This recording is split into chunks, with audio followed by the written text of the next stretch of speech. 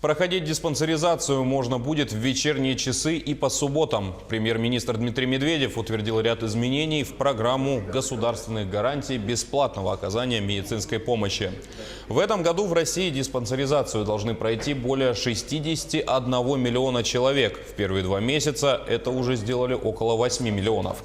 При этом люди жаловались на неудобство процедур. Не все успевают пройти обследование в установленные рабочие часы.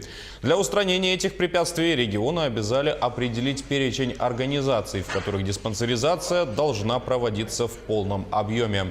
Кроме того, к диспансеризации начнут привлекать врачей из стационаров. За работу сверхурочно и по субботам они будут получать соответствующее поощрение. Также паллиативная помощь будет оказываться пациентам в любом регионе и при необходимости на дому.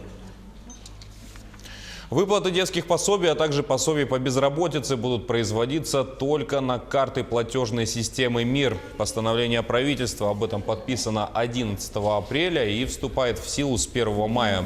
В стране ежемесячные пособия на детей получат около 4 миллионов семей. На регистрационном учете состоит 820 тысяч безработных. Банки должны обменять карты Visa и MasterCard, на которые выплачивается пособие, на карты МИР до 1 июля 2020 года. Отмечу, что при этом получателям пособий не требуется предпринимать каких-либо самостоятельных действий. Нужно дождаться уведомления банка.